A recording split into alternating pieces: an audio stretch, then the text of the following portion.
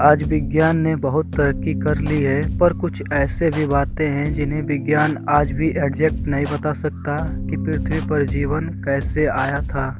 हाल ही में जापान के रिसर्चर्स ने एक नई खोज की और यह पता लगाया कि हमारे शरीर को उत्पन्न करने वाली सामग्री पृथ्वी से नहीं बल्कि किसी दूसरे ग्रह से आया था।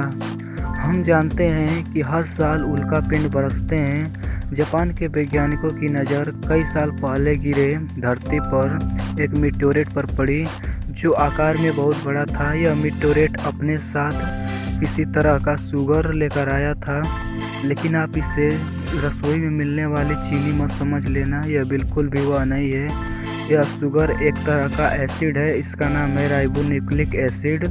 रिसर्च कर रहे वैज्ञानिकों के लीडर जोशी हिरोकावा ने बताया कि ऐसी पहली बार हुआ है जब धरती पर गिरने वाला किसी मीटेओराइट पर ऐसा शुगर पाया गया है जिसकी जीवन की उत्पत्ति में बहुत बड़ी भूमिका थी। उनकी रिसर्च से प्रतीत होता है कि धरती पर जीवन उत्पन्न करने वाली सामग्री किसी बाहरी पिंड से आई होगी।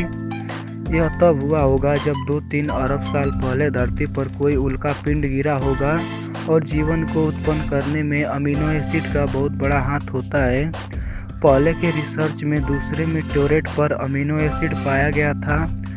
यहाँ तक मीटेओराइट पर वह तत्व भी पाए गए थे जिससे लिवित विंग के डीएनए और आरएनए बनते हैं, जैसे कि न्यूक्लियोसिस। इस रिसर्च के वैज्ञानिकों ने 2 प्राचीन उल्कापिंडों से इकट्ठा किए गए पाउडर का विश्लेषण किया। पहला उल्कापिंड था मूर्जसन मीटेओराइट, जो 1969 में ऑस्ट्रेलिया के मूर्जसन में गिरा था, जिसका वजन करीब 100 किलो था। वहीं दूसरा उल्कापिंड NWA 801 जिसे 2001 में मोरक्को में खोजा गया था।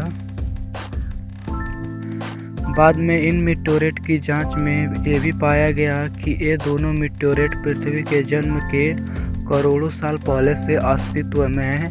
मतलब ये दोनों उल्कापिंड पृथ्वी के जन्म के काफ़ी साल पुराने हैं। रिसर्च ने यह मीटेओराइट को गैस क्रोमेटोग्राफी, मास स्पेक्ट्रोक्रमेसी से एनालाइज किया। इन मेथड में मॉलिक्यूल को उनके मास और इलेक्ट्रिक चार्ज के बेसिस पर अलग किया जाता है। टीम को दोनों ही उल्कापिंडों से थोड़ी मात्रा में राइबोस मिला। ऑस्ट्रेलिया में मिले मीटेओराइट के हर अरब मॉलिक्यूल में राइबोस 180 मॉलिक्यूल थे। वहीं मोरक्को में मिले मीटेओराइट में 1 अरब मॉलिक्यूल में 11 राइबोस मॉलिक्यूल थे। यही नहीं, इस मीटेओराइट के दूसरे शुगर के भी कण पाए गए थे। राइबोस हमारे शरीर का आरएनए का एक अहम घटक है। धरती पर जितने भी तरह के लाइफ हैं उनमें ये जरूर होता है। आरएनए डीएनए जेनेटिक को इन्फॉर्मेशन कॉपी कर सेल्स को भेजता है, जिससे कि वे सेल्स प्रोटीन बनाते हैं, जो शरीर का एक अहम हिस्सा है। यह आरएनए शरीर से अमीनो एसिड लेकर सेल्स की तरफ भेजता है, जिससे वह सेल्स प्रोटीन को अच्छे से प्रोसेस कर पाता है। आपके शरीर के अंगों की संरचना यानी आपका चेहरा किसकी तरह दिखेगा, यह डीएनए डिसाइड करता है, और डीएनए से आरएनए डेटा लेकर सेल्स की तरफ भेजता है, और सेल्स आपके शरीर को वैसा रूप देता है।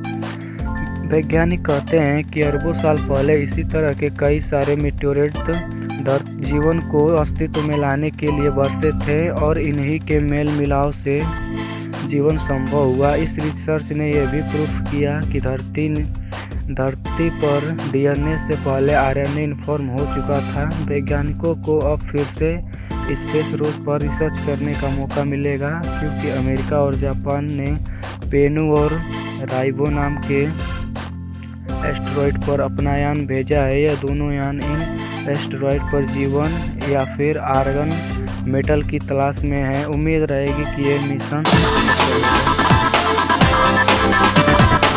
तो दोस्तों, अगर आपको ये वीडियो पसंद आया हो तो प्लीज़ इसे लाइक करके मेरा उत्साह बढ़ा सकते हैं, और आपको ऐसे ही वीडियो चाहिए तो मेरे चैनल को सब्सक्राइब कर सकते हैं।